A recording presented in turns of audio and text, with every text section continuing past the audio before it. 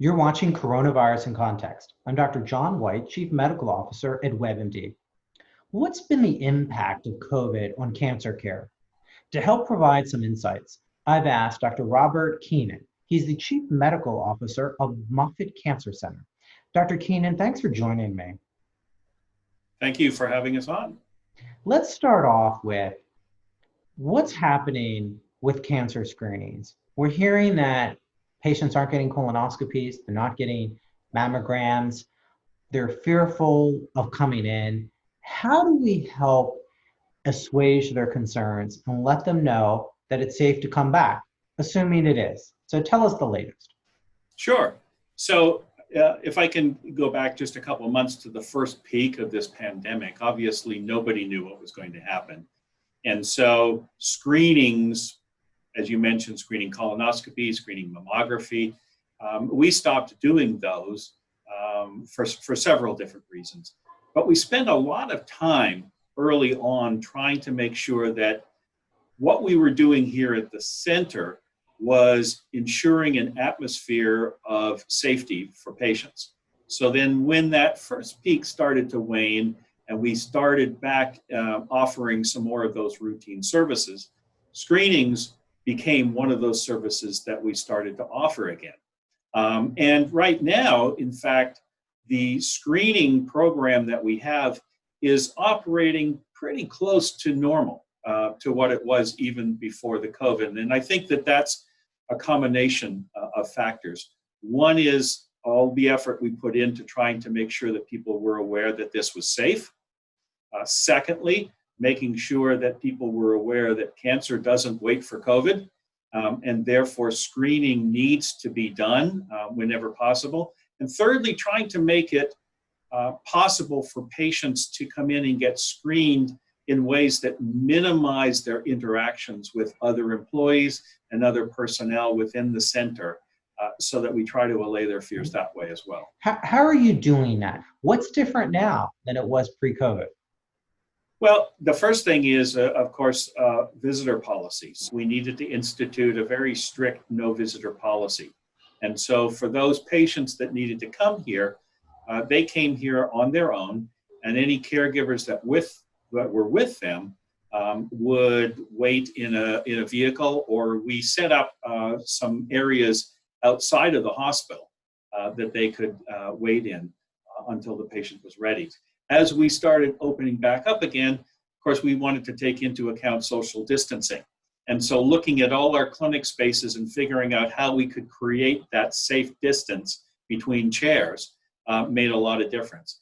And then, of course, thirdly, from the screening perspective, offering kind of different pathways for those screening individuals to come through, as opposed to the patients, again, minimized the extent of interactions.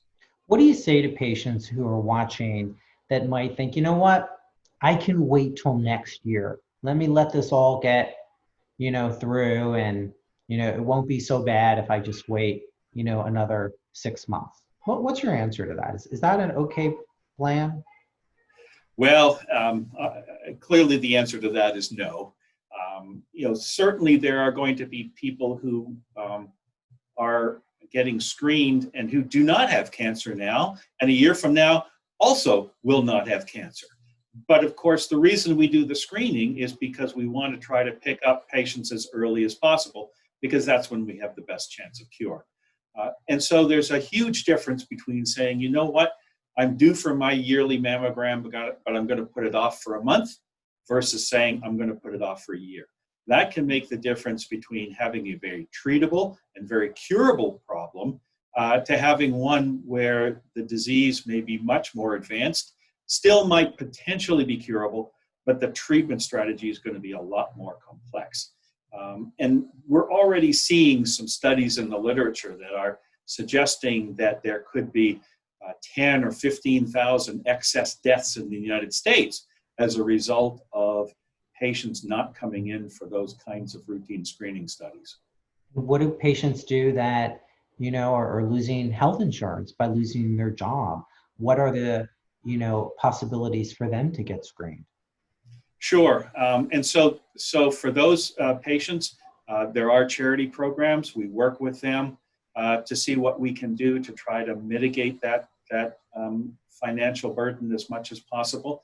Obviously, there are patients who may be eligible for other forms of insurance, whether it's Medicaid or some other form, and so we'll work with them. But we really want to try to minimize the number of patients who are not able to come in purely for financial reasons. Let's talk about those patients who had cancer or perhaps are cancer survivors. How did the public health precautions apply to those two categories, cancer survivors that maybe are 5-10 years out, and those that are currently undergoing chemotherapy? Do we apply the same standards, or do those patients that are currently undergoing chemotherapy really have to be much more vigilant? What counsel do you have for those two groups? Well, the first thing I would say is that cancer patients in general are very well attuned to the risks that they face. And so our experience at Moffitt has been that the number of cancer patients who develop COVID has been much less than in the general population. And it's because our patients, whether they're in active treatment or not, those patients are taking those precautions very seriously. That's also part of the reason why we need to be able to reach out to them. And we've used the virtual health platforms, telemedicine platforms, to keep in contact with them so that we can make sure that those patients who are undergoing ongoing treatment or even just surveillance, that we are not losing track of what we need to do to make sure that their cancer is under control. Now, in terms of the absolute risk, we believe that cancer patients who are not showing signs of active disease, who are in that surveillance mode and even survivorship mode, are not at any increased risk than the general population, assuming, of course, that they may have other coexisting conditions that could put them at risk. And so they need to take those types of precautions that anyone would, given those situations. Patients undergoing active treatment are in a little bit different category. And we want to make sure that we keep on top of their symptoms, any symptoms that they have, because often those symptoms, which could be from their underlying disease, might also be COVID as well. So one of the things that we've done is looked at our portfolio of chemotherapy regimens, for instance, and said we are going to routinely test those patients to determine whether or not they might have COVID, in order to make decisions as to whether we're going to continue treatment or not. And we've made the same sort of requirements for radiation therapy as well. And even in surgery, where we find that because the risk post-operatively of developing significant complications if someone is inadvertently found to have COVID after surgery, we want to make sure that we try to identify those patients ahead of time. So we test them, and if we can delay surgery, we will. But of course, whether it's surgery or chemotherapy, if the risk of the disease that they have far outweighs the risk of COVID, we need to proceed, and we have done that on a few occasions. What are some of the changes that you expect we'll continue to see in a post-COVID world relating to cancer care? So, for example, we never really thought about giving many chemotherapeutic agents within the home, but there's been some discussion around that. People have been doing clinical trials in the home, whereas before we would always say patients need to come into the center, they need to come in to the hospital. COVID has changed some of that. Is that going to continue in a post-COVID world? I hope so. A lot of us kind of look at COVID as an opportunity. It's been a catalyst that's actually accelerated a lot of the changes that many people think should be happening anyway. We have had ongoing conversations with several different types of partners to look at alternative sites of therapy. Of course, the whole field of oral antineoplastics, if there's an oral option as opposed to an infusional option, even if there's an injection, a subcutaneous injection you could give, as opposed to a 30-minute or hour-long infusion, we should be considering those kinds of things. And we have to, and we are definitely pursuing those. Were we being too paternalistic, saying, "Oh, it's too dangerous to do this in the home. We can't do it in the home. We can't do it in, unless it's a center"? Well, I think that we have to look at the risk benefit, and what we can say is that this is already occurring. There are some centers that are doing some of these infusions in the home. We ourselves have looked at our catalog of infusional agents and said, which of those infusions or injections are we doing that really carry very little risk? And could we do them in an alternative site? We would need to make sure that there's proper supervision, but we can definitely do some of those things in an alternative site. And one of those alternative sites might actually be on campus. So we are starting to have some conversations around drive-through testing and treatments.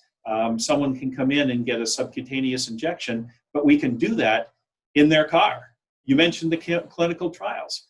The virtual therapies or virtual visits now are what is allowing us to keep tabs on patients. And there's a number of the pharmacy studies that are allowing virtual visits for clinical trial patients that never did before. This opens up widely the door for greater enrollment in clinical trials when someone isn't required to have to physically come back to the mothership on a regular basis.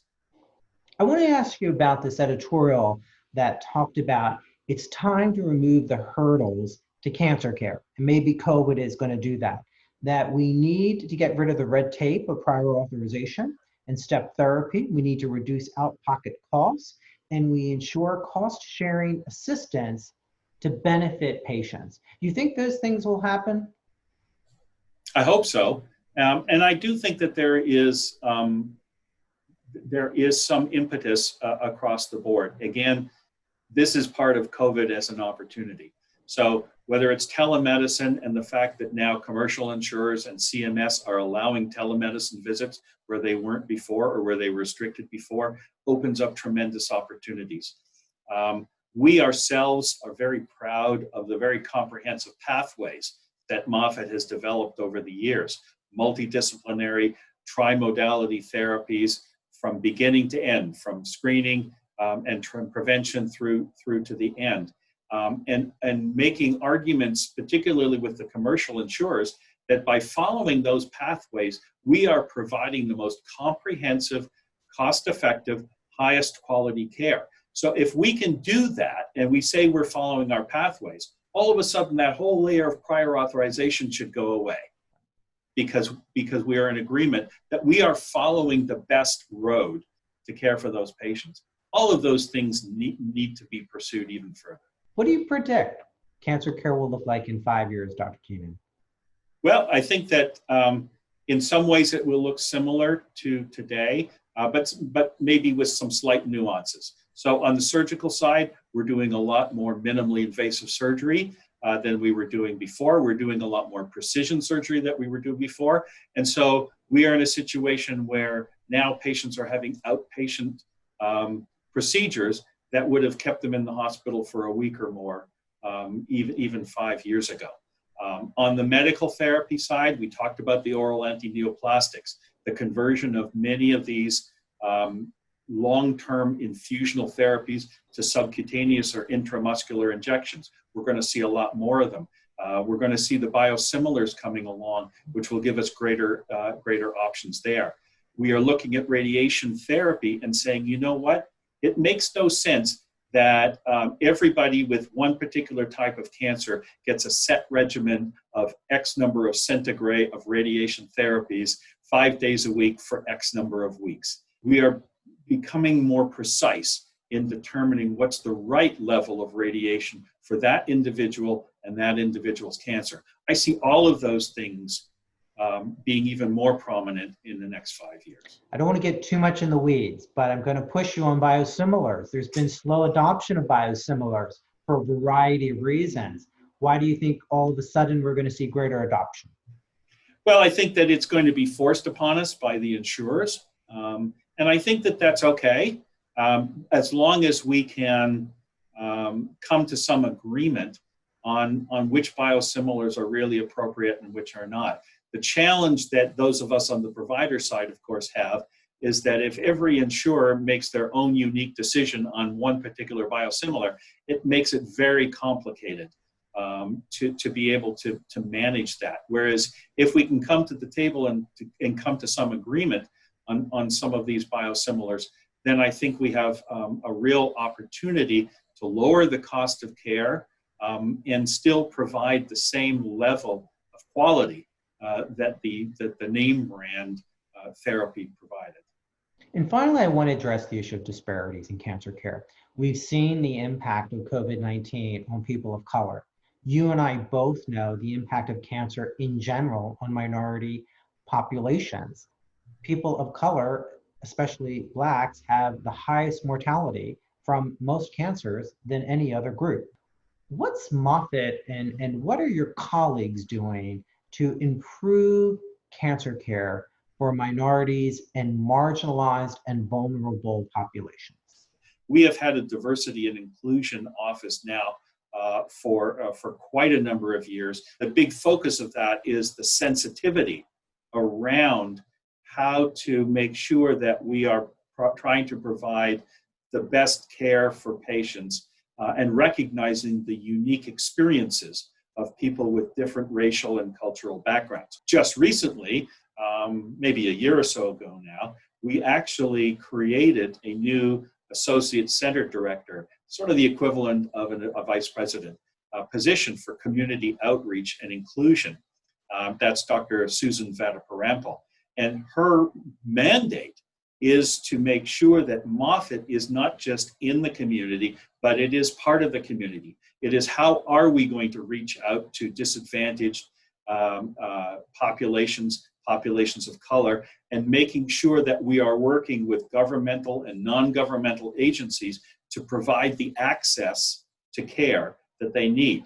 It extends to some of our screening programs. We have a mole patrol. We've had prostate cancer screening. We have lung cancer screening, trying to make that available to individuals who may not have insurance coverage to allow them to get screening elsewhere. So it's extremely important that we try to not only get disadvantaged patients for clinical trials, but frankly, just for standard of care. And that's a big part of what Susan's job is, and those of us on the clinical side working with her. Well, Dr. Keenan, I want to thank you for taking the time today to share your insights as to how COVID is impacting cancer care and what the future may look like. Thank you, Dr. Whyte. And thank you for watching Coronavirus in Context.